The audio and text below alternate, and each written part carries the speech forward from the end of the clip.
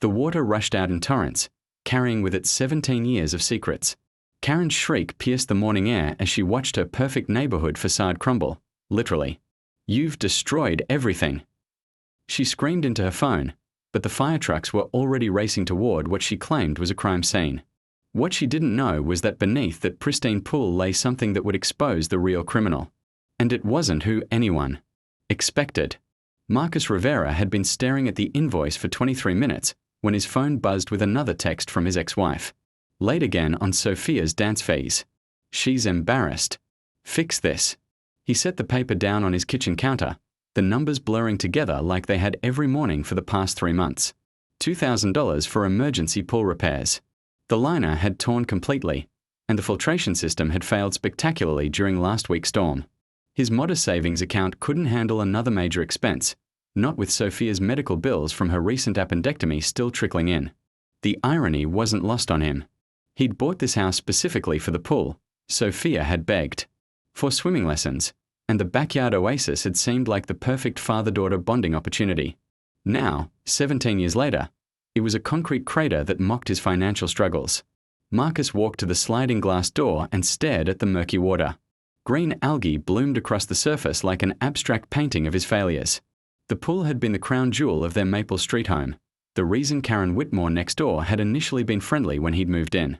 That was before the divorce, before the job layoffs, before everything fell apart. His phone rang. Sophia's contact photo, her gap-toothed smile from 3 years ago, filled the screen. "Hey, sweetheart. Dad, Mom says you can't afford my competition fees." Her 15-year-old voice carried that particular blend of disappointment and accusation that teenagers had perfected. "Is that true?" Marcus closed his eyes. "It's complicated, Soph. I'm working on it." "That's what you always say." The line went quiet for a moment. Amy's dad bought her a car for her 16th birthday. A new one. Amy's dad didn't get laid off from the engineering firm, Marcus said, immediately regretting the defensiveness in his voice. "Maybe if you fixed up the house, you could sell it and get something smaller, like Mom suggested." The suggestion hit like a physical blow.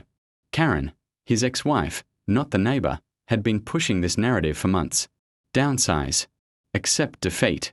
Move Sophia somewhere more appropriate for their reduced circumstances. "I'm not selling the house, Sophia. This is our home." "It doesn't feel like home anymore, Dad. Everything's broken." After she hung up, Marcus stood in the silence of his kitchen, the invoice still waiting on the counter. He'd built a life here, created memories in every room. Sophia had taken her first steps on the hardwood floors, learned to ride her bike in the driveway, spent countless summer afternoons in that now toxic pool. A sharp knock at his front door interrupted his brooding. Through the peephole, he saw Karen Whitmore's perfectly styled blonde hair and designer workout clothes. Even at 8 in the morning, she looked like she'd stepped out of a homeowners association magazine. He opened the door to find her holding a manila folder, her expression oscillating between concerned neighbor and barely concealed disgust. "Marcus, we need to talk." "Good morning to you too, Karen." She pushed past him into the foyer, her eyes immediately scanning the interior like a real estate appraiser cataloging defects. "I've been patient, but this situation with your pool has gone too far." "What situation?" Karen opened the folder and pulled out a stack of printed photographs. "These are pictures I took yesterday from my bedroom window. That water is a health hazard. It's breeding mosquitoes, and the smell is starting to drift into my yard." Marcus glanced at the photos. They were surprisingly detailed, shot with what looked like a telephoto lens. "Have you been surveilling my backyard?" "I've been documenting a public health crisis." Karen's voice took on the authoritative tone she used at city council meetings. "This affects property values for the entire street. My realtor says homes near neglected properties lose up to 15% of their value. I'm handling it." "By handling it, you mean ignoring it for 3 months while it turns into a swamp." Karen pulled out another document. "I've drafted a formal complaint to the city's code enforcement office. All I need to do is submit it." The threat hung in the air between them. Code enforcement meant fines, potential legal action, and the kind of public scrutiny that would make his financial struggles neighborhood gossip. "What do you want, Karen?" "Fix it. properly, or sell the house to someone who can maintain it appropriately. She tucked the photos back into the folder. I'm hosting a garden party next weekend for the Historical Society. Important people will be here, city council members, the mayor's wife. I won't have them looking at that disaster zone. Marcus felt something shift inside him, a tectonic plate of patience finally reaching its breaking point. You know what? You're right. Karen's eyebrows raised slightly. She'd clearly expected more resistance. I should fix it properly, Marcus continued. In fact, I think I'll start today. Good. I'm glad we understand each other. Karen moved toward the door, then paused. And Marcus, whatever you do, make sure it's up to code. I'll be watching. After she left, Marcus stood in his living room, the manila folder's implicit threats still echoing. He walked to his computer and opened his email, scrolling through estimates from pool repair companies. Every quote started at $5,000. Money he didn't have, for a pool that had become a symbol of everything wrong with his life. But Karen was right about one thing. He should fix it properly. Marcus picked up his phone and dialed. Rodriguez Pool Services, this is Tony. Tony, it's Marcus Rivera on Maple Street. I need to schedule that emergency drain we talked about. You sure? That's a big job, and with the liner torn up, you're looking at starting from scratch afterward. I'm sure. How soon can you get here? I can have a truck there this afternoon. Fair warning though, once we start pumping, there's no going back. And you'll need permits for that much water discharge. Don't worry about permits. Just drain it. After he hung up, Marcus felt a strange sense of calm. For the first time in months, he was taking decisive action. Maybe not the action anyone expected, but action nonetheless. He spent the morning researching water disposal regulations and calling the city's utilities department. By noon, he had a plan that was technically legal, if unconventional. The storm drains could handle the volume if it was released slowly, and his property deed gave him full discretion over pool maintenance. At 2 o'clock, Tony Rodriguez arrived with her industrial pump truck and 2 assistants. The equipment was impressive: massive hoses, electric pumps, and a truck-mounted tank system. You really want to do this? Tony asked, surveying the green. Water. This pool's been here since the house was built. Lot of history going down those drains. That's exactly why I want to do it. They started the pumps. The sound was thunderous, a mechanical roar that echoed off the surrounding houses. Water rushed through the thick hoses with incredible force, carrying away algae, leaves, and 17 years of accumulated debris. Marcus stood on his deck, watching the water level drop inch by inch. That's when he saw Karen appear at her bedroom window, phone pressed to her ear.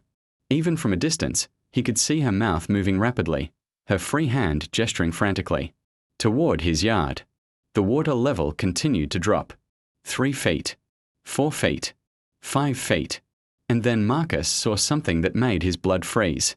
At the bottom of the deep end, partially buried under years of sediment and debris, was a blue plastic top. But it wasn't just any top. It was wrapped around something large and distinctly human-shaped. Tony noticed it at the same time. Jesus Christ, he whispered, immediately shutting off the pumps. The sudden silence was deafening. Marcus stared at the partially exposed bundle, his mind racing. He'd lived in this house for 17 years. The pool had been here when he bought it, installed by the previous owners in the early 2000s. The previous owners, the Hendersons, an elderly couple, who'd moved to Florida suddenly, selling the house below market value with unusual urgency. We need to call the police, Tony said, his voice shaky.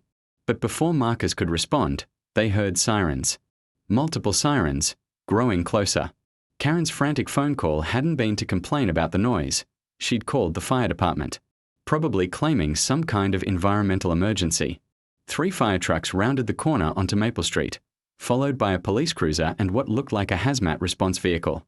The cavalry Karen had summoned to stop his pool drainage was about to discover something far more serious than a code violation. Marcus looked up at Karen's window. She was still there, phone in hand, watching her perfectly orchestrated neighborhood intervention unfold. Her expression was triumphant, vindicated. She had no idea that her call for help was about to expose A 17-year-old secret that would destroy more than just property values. The first responders pulled into his driveway just as Tony's assistant pointed toward the deep end and shouted, "There's something down there." Marcus closed his eyes and waited for his world to change. Detective Sarah Chen had been investigating homicides for 12 years, but she'd never been called to a scene because of a noise complaint. The radio crackled as she pulled up behind the fire trucks on Maple Street, the dispatcher's voice cutting through the chaos of sirens and shouting. Possible human remains discovered during pool drainage. Requesting coroner and crime scene unit. The neighborhood had transformed into a circus. Fire trucks blocked the street, their red lights painting the suburban houses in apocalyptic hues. Neighbors emerged from their homes like prairie dogs, clustering in small groups on sidewalks and driveways, phones out and recording everything. Chen approached the house, a modest 2-story colonial that looked tired compared to its manicured neighbors. The front yard was brown in patches, and the driveway had cracks that spoke of deferred maintenance, a stark contrast to the pristine lawns surrounding it. "You the homeowner?" she asked the Hispanic man standing near the pool equipment, his face pale and shell-shocked. "Marcus Rivera. I live here." His voice carried the hollow tone of someone whose reality had just shifted. Permanently. "I was just draining the pool. I had no idea." Chen studied him carefully. In her experience, genuine shock was hard to fake, and this man looked like he'd been hit by a freight train. "How long have you lived here, Mr. Rivera?" 17 years. Bought it from the Hendersons in 2008. He gestured helplessly toward the pool. The pool was already here. We used it all the time. My daughter learned to swim in there." Fire Captain Rodriguez approached, pulling off his helmet. "Detective, we've cordoned off the area, but you need to see this. The remains appear to be wrapped in plastic sheeting, and there's something else down there." Chen followed him to the pool's edge. The industrial pumps had been shut off, leaving about 2 feet of murky water at the bottom. Through the algae and debris, she could make out the unmistakable outline of a human form wrapped in blue plastic. But Captain Rodriguez was right. There was something else. A metal object, partially buried in the sediment near the shallow end. "Looks like a toolbox," Rodriguez said. "Heavy-duty construction type. Nobody touches anything until the crime." "Scene unit gets here," Chen ordered. She turned back to Marcus. "Mr. Rivera, I need you to think carefully. When you bought this house, did you notice anything unusual about the pool? Any recent concrete work, new installations?" Marcus ran his hands through his hair, leaving it disheveled. The realtor said it had been resurfaced the year before. New liner, updated filtration system. The Hendersons were elderly. Their grandson did the work. "You remember the grandson's name?" "Danny something. Danny Henderson, maybe?" "He was at the closing." Quiet guy, seemed nervous. Marcus paused, his eyes widening with a new realization. Wait. There was something weird about the sale. They were asking $240 for the house, but they accepted my offer of $190 immediately.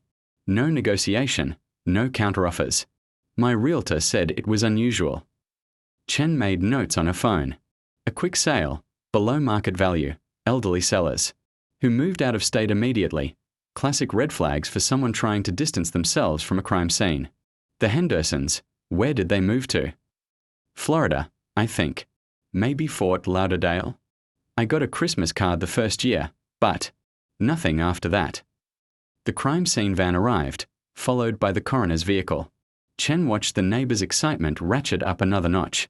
This was the biggest thing to happen on Maple Street since the Thompsons' divorce made the local newspaper. That's when she noticed the woman.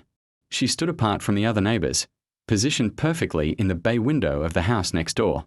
Mid-50s, expensively dressed even for a weekday afternoon, with the kind of rigid posture that suggested military training or obsessive self-control. While everyone else clustered together, whispering and pointing, this woman observed alone, her phone held steady as she recorded everything. Chen walked over to her. "Excuse me, I'm Detective Chen. You are?" "Karen Whitmore." The woman's voice was crisp, professional. "I live next door. I'm the one who called this in." "You called about the pool drainage." "I called about the illegal dumping of contaminated water into the storm system. Karen corrected. What I didn't expect was to witness the discovery of. She gestured toward the pool with distaste. Well, this. Chen studied Karen's face. There was satisfaction there, barely concealed behind a mask of civic concern. How long have you lived? Here, Ms. Whitmore. 12 years. I moved here after my divorce. Karen's grip tightened on her phone. I've watched this property deteriorate steadily under Mr. Rivera's ownership. This is exactly the kind of thing that happens when people don't maintain their homes properly. You seem remarkably well informed about your neighbor's business. Karen's eyes flashed. I'm involved in my community, detective. I serve on the Homeowners Association Board. I attend city council meetings, and I believe in maintaining property standards. When someone's negligence affects the entire neighborhood, it becomes everyone's business. Chen made another note. Karen Whitmore wasn't just a concerned neighbor. She was a woman who made other people's problems her personal mission. That kind of obsessive attention to detail could be useful in an investigation. Did you know the previous owners? The Hendersons? Barely. They were very private people, especially toward the end. I heard they had some family troubles, health issues. I think their grandson was around a lot the last year they lived here, doing work on the property. You remember anything specific about that work? Karen's expression shifted, becoming more thoughtful. Now that you mention it, yes. There was a lot of activity around the pool area in the spring of 2008. Heavy machinery, concrete trucks, that sort of thing. It went on for weeks. Chen felt her pulse quicken. Spring 2008, just months before the Hendersons sold to Marcus. Did you talk to the grandson during this period? I tried to introduce myself once. He was unpleasant. Rude, actually. Told me it was private property and I should mind my own business. Karen's voice carried the wounded pride of someone unaccustomed to being dismissed. I complained to Mr. Henderson about his grandson's attitude, but the old man just apologized and said Danny was going through a difficult time. The crime scene photographer was setting up equipment around the pool, the camera flashes creating a strobe effect against the afternoon shadows. Chen watched Marcus Rivera standing off to the side, looking lost in his own backyard. Whatever secrets that pool held, he genuinely seemed to have no knowledge of them. But someone did.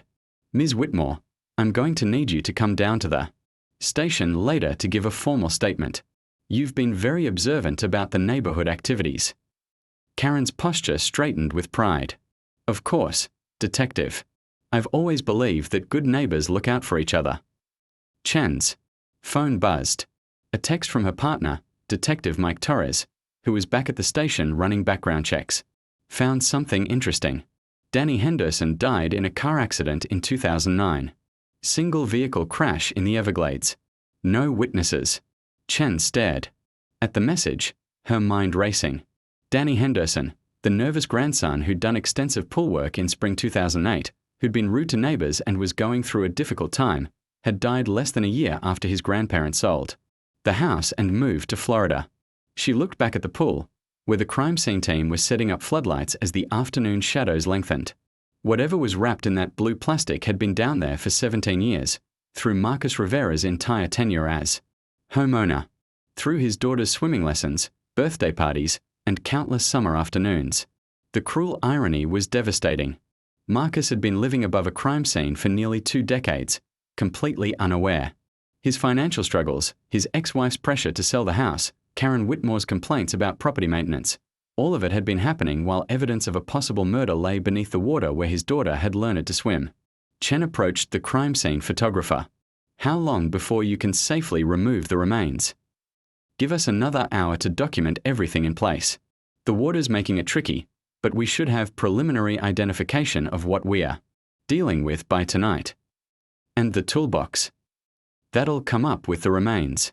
If there's evidence inside, it should be well preserved. Water's actually pretty good for preventing decomposition of certain materials. Chen nodded and walked back toward Marcus, who was now sitting on his deck steps, head in his hands.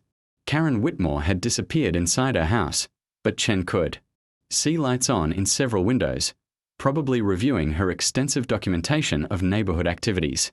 Mr. Rivera, Chen said gently, I know this is overwhelming, but I need to ask, do Do you have somewhere you can stay tonight? This is going to be an active crime scene for at least 24 hours. Marcus looked up, his eyes red-rimmed with exhaustion. My ex-wife lives across town. I can probably... Wait, what am I going to tell Sophia? My daughter. She's 15. How do I explain that our pool, the pool where she learned to swim, might have had a dead body in it this whole time? It was a question Chen couldn't answer. In her 12 years of investigating homicides, she'd seen plenty of innocent people caught in the crossfire of other people's crimes. But she'd never seen someone quite thigh. At 11:47 p.m., Dr. Patricia Vance emerged from the county morgue looking like she'd aged a decade in 6 hours. Detective Chen was waiting in the hallway, surviving on her 4th cup of coffee and the adrenaline that came with the case finally clicking into place. It's him, Dr. Vance said without preamble. Vincent Caruso. Dental records are a perfect match. Chen felt a grim satisfaction. Cause of death: blunt force trauma to the skull. Multiple impacts, probably from a hammer or similar tool. But here's what's interesting. Dr. Vance pulled off her gloves with sharp, angry movements. The body shows signs of being moved post-mortem. He wasn't killed where we found him. How can you tell? Lividity patterns are all wrong. Blood pooled in areas inconsistent with the position we found him in. Plus, there's concrete dust embedded in the plastic sheeting. Industrial grade, the kind used for major construction projects. Chen's phone buzzed. Another text from Torres, who'd been working late at the station. Found Caruso's truck. Impounded from a bar parking lot in March 2008. Never claimed. Bar owner remembers him getting into an argument with someone the night. He disappeared. Checking security footage archives. Doctor, what about the toolbox? That's where it gets really interesting. Dr. Vance led Chen down the hallway toward the evidence room. It belonged to Caruso, his name's engraved on the inside lid. But the tools weren't construction tools. They were locksmithing equipment. High-end stuff, the kind used for security installations. Chen stopped walking. Locksmithing. Gets better. I found a manila envelope sealed in plastic inside the toolbox. The contents were perfectly preserved. Dr. Vance opened the evidence. Room door.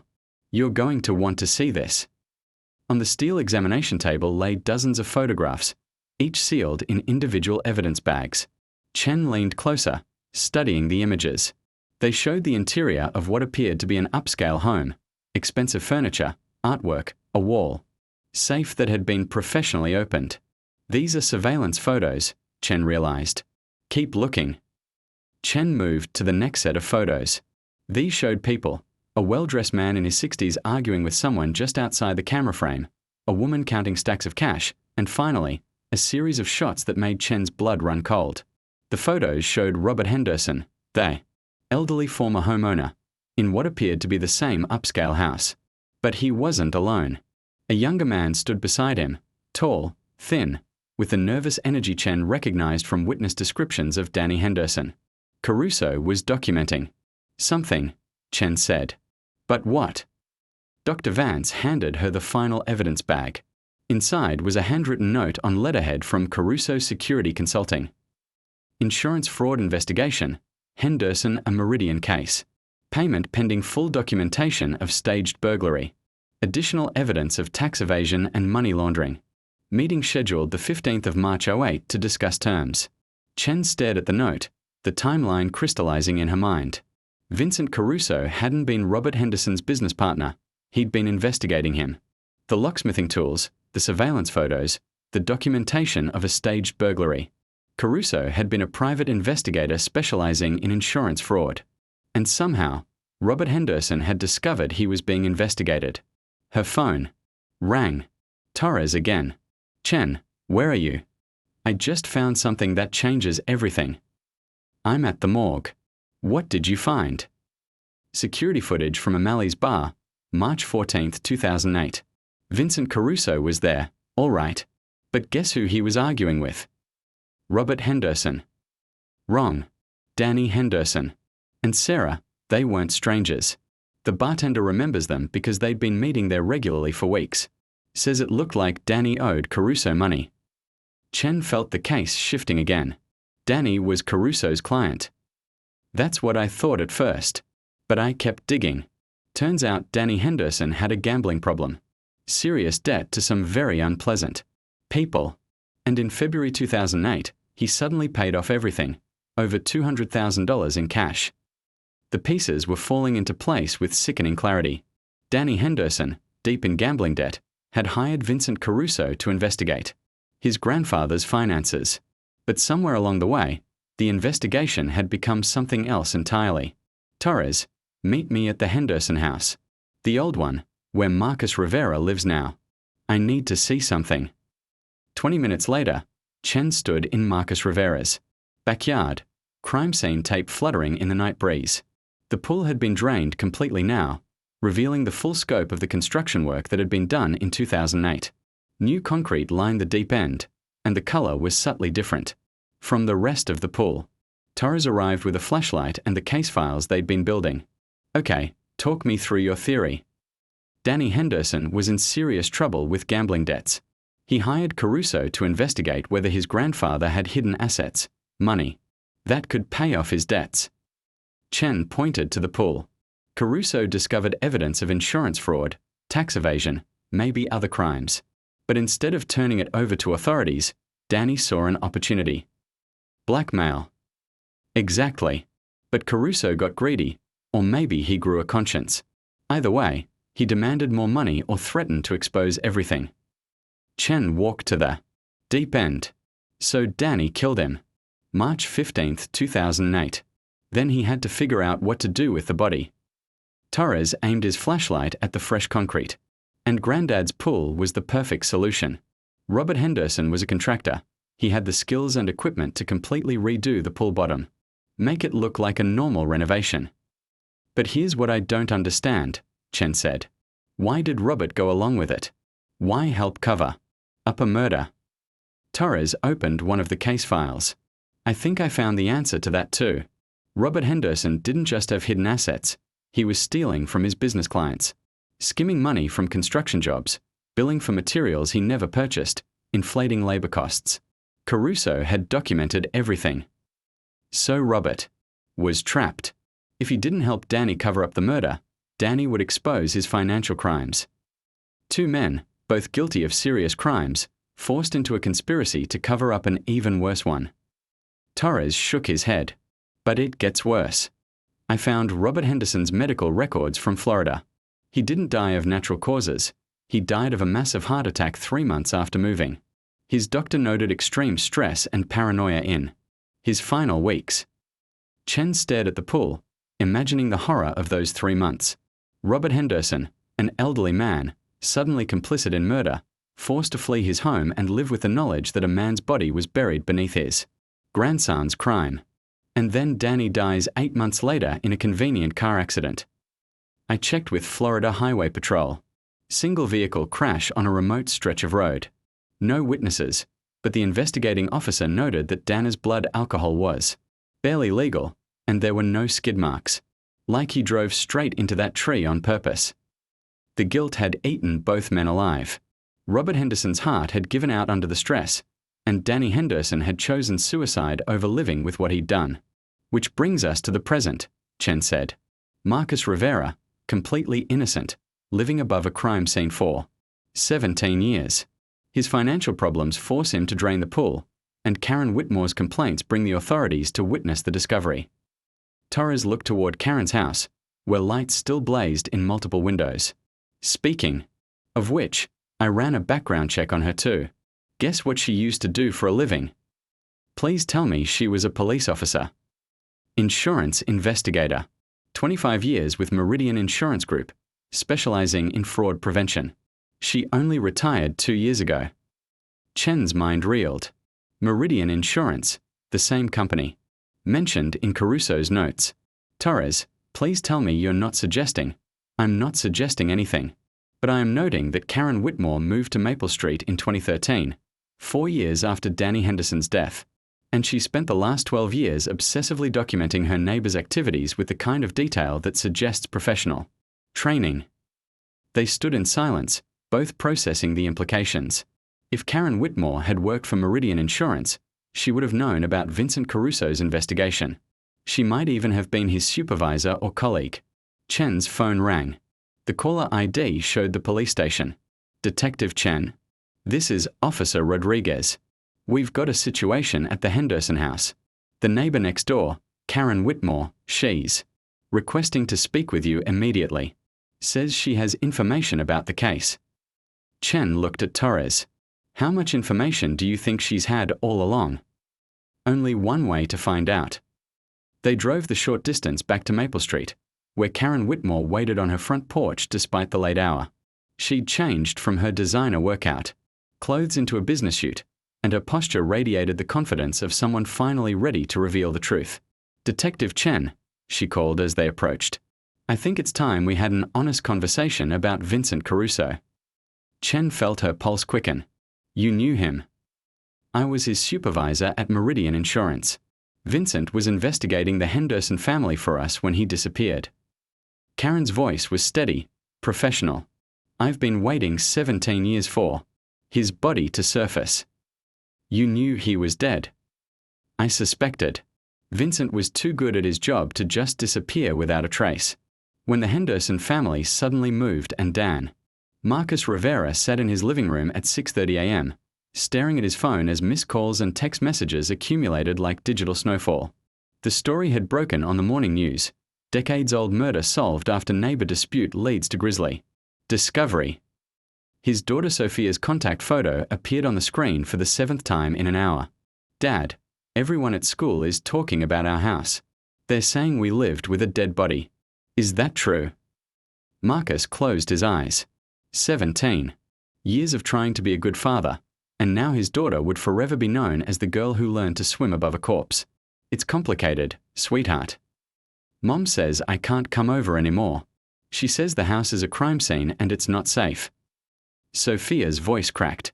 She's talking about going to court to change the custody agreement. The words hit Marcus like a physical blow. He'd known this was coming, had seen it in his ex-wife's eyes during her brief, horrified visit the night before. Karen, his ex-wife, not the neighbor, had stood in their former living room and declared the house unsuitable for a child with the kind of finality that preceded legal action. We'll figure it out, he said, but the words felt hollow. After Sophia hung up, Marcus walked to his kitchen window and looked across at Karen Whitmore's house. She stood in her backyard, methodically watering plants with the same precision she'd applied to everything else. As if sensing his gaze, she looked up and offered a small wave. The gesture was so normal, so neighborly, that for a moment Marcus wondered if he'd imagined the previous night's revelations. But then he saw the FBI vehicles pulling into her driveway. Agent Rebecca Martinez had been working white-collar crime for 15 years, but she'd never processed a case quite like this one. Karen Whitmore sat across from her in the FBI field office, a cardboard box between them containing what appeared to be the most comprehensive financial crime documentation Martinez had ever seen. This represents 17 years of Vincent's work, Karen said, her voice steady despite having been awake for 36 hours. Names, bank routing numbers, property transfers, shell company registrations, everything he gathered on the Henderson network before they killed him. Martinez opened the first folder. The scope was staggering. Robert Henderson hadn't just been skimming from construction jobs. He'd been running a sophisticated money laundering operation through fake renovation projects across 3 states. Dozens of homeowners, mostly elderly, had paid for work that was never completed or materials that were never delivered. How much money are we talking about? Conservative estimate? $12 million over 20 years. Karen's expression was grim. But that's just what Vincent documented. The actual number is probably much higher. Martinez continued reading. The Henderson network had perfected the art of targeting vulnerable homeowners, recent widows, elderly couples facing medical bills, people desperate for quick home repairs before selling. They'd take large deposits for work, do partial jobs with substandard materials, then disappear when confronted. And Danny Henderson was the enforcement arm. Danny collected debts, intimidated witnesses, and occasionally made people disappear permanently. Karen pulled out a photograph showing Danny Henderson talking to an elderly woman outside her home. This was taken 3 weeks before Mrs. Eleanor Vasquez was found dead in her bathtub, supposedly from a fall. She'd been threatening to expose Robert Henderson's shoddy work on her roof repair. Martinez felt her stomach turn. How many deaths are we looking at? Vincent identified at least 7 suspicious deaths connected to the Henderson network between 2005 and 2008. All elderly victims who'd filed complaints or threatened legal action. Karen's voice remained clinically detached, but Martinez could see the pain beneath the professional facade. Vincent was close to exposing everything when Danny killed him. Ms. Whitmore, I have to ask, why didn't you turn this evidence over 17 years ago? Karen's composure finally cracked. Because I had no proof Vincent was dead. The police treated his disappearance as a missing person case, then eventually assumed he'd skipped town. No one believed he'd been murdered because I couldn't prove it. So you spent 17 years planning revenge. I spent 17 years seeking justice. Karen's voice hardened. There's a difference. But Martinez wasn't so sure. The level of manipulation Karen had employed against Marcus Rivera suggested something deeper than professional dedication. Tell me about Marcus Rivera. How did you target him specifically? Karen's expression shifted, becoming defensive. I didn't target him. I moved to Maple Street because I needed to be close to the crime scene. Marcus was already living there. But you manipulated his financial situation to force the pool drainage. I documented code violations and encouraged proper property maintenance. Nothing I did was illegal. Martinez opened another file. Ms. Whitmore, we've reviewed your activities over the past 2 years. You filed 17 separate complaints with the city about Mr. Rivera's property. You attended every homeowners association meeting where his financial difficulties were discussed. You even contacted his ex-wife to express concerns about their daughter's living situation. Karen's face flushed. I was protecting a child from an unsafe environment. Or you were systematically destroying a man's life to serve your own agenda. Martinez leaned forward. Ms. Whitmore, what you've accomplished is remarkable. This evidence will put dozens of criminals in prison and provide closure for numerous victims' families. But your methods raise serious ethical questions. Vincent died trying to expose these people.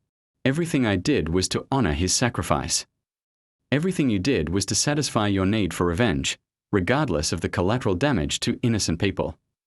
The truth hung in the air between them. Karen Whitmore had solved a complex criminal conspiracy and brought justice to multiple murder victims.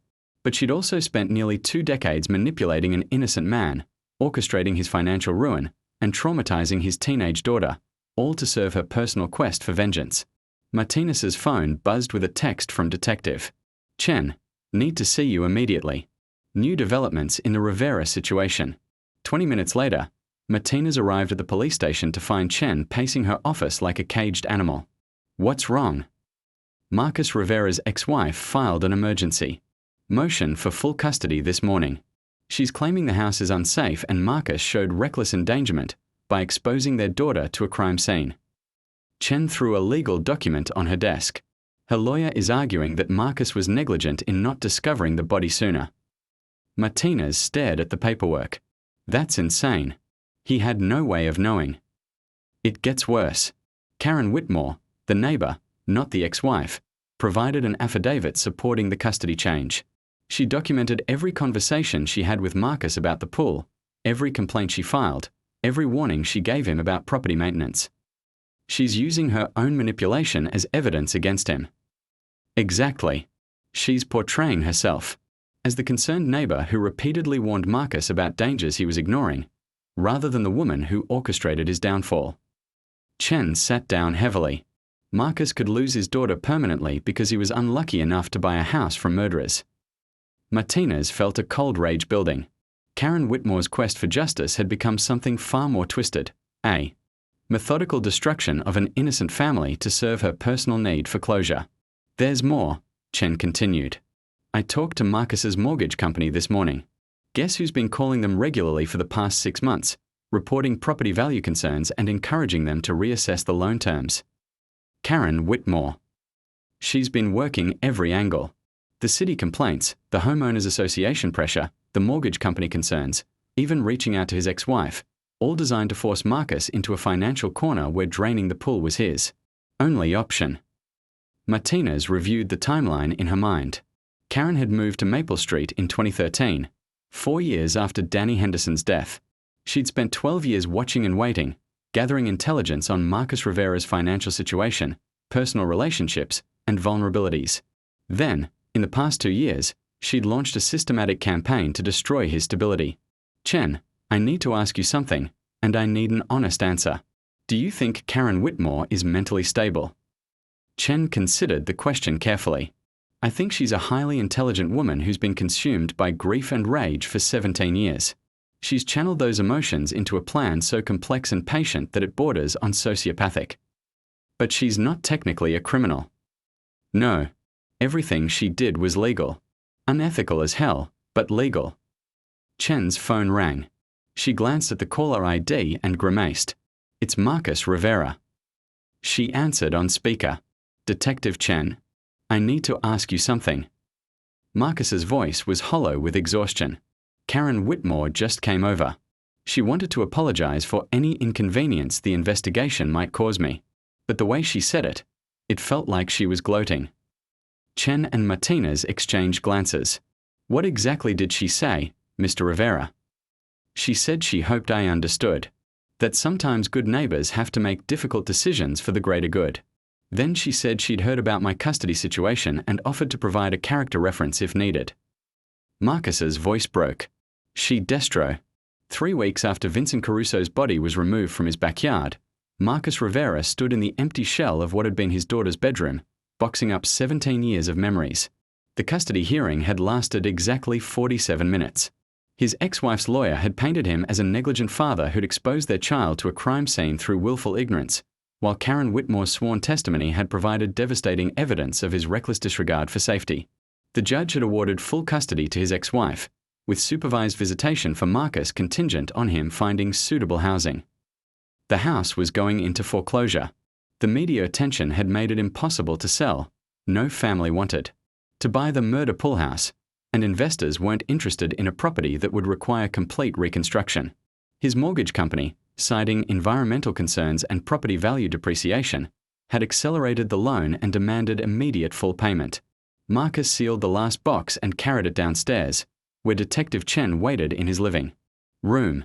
The moving truck should be here in an hour, he said, setting the box with the others. After that, I guess I'm officially homeless.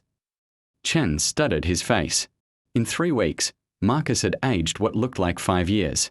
The lines around his eyes had deepened, and his shoulders carried the permanent hunch of a man who'd been systematically broken. Where will you go? Motel for now. There's a place across town that rents by the week. Marcus managed a bitter laugh. Ironic, isn't it? I spent 17 years building a life in this house, and it took 3 weeks for Karen Whitmore to completely destroy it, even after getting what she wanted. Marcus, there's something you need to know. Chen pulled out a manila folder. We've been monitoring Karen's activities since the investigation concluded. She's not done with you. Marcus felt his stomach drop. What do you mean? She's been making inquiries about your new living situation. Called the motel where you're planning to stay, claiming to be a potential employer checking references. She's also contacted your ex-wife 3 more times, offering to provide ongoing character assessments for the custody case. That's harassment. Technically, it's community involvement. She's very careful to stay just inside legal boundaries. Chen opened the folder. But there's more. Agent Martinez discovered that Karen has been doing this for years, not just to you. Chen spread out a series of photographs and documents. After Vincent's death, Karen didn't just move to Maple Street. She's lived in 7 different neighborhoods over the past 15 years. Each time, she's targeted one specific resident and systematically destroyed their life through legal complaints, neighborhood pressure, and social manipulation. Marcus stared at the evidence. Why? We think she became addicted to the control. Solving Vincent's murder was her original goal, but the process of manipulating your life gave her something she couldn't let go of. Chen pointed to one of the files. Patricia Vance, 2018 to 2020. Single mother, struggling financially.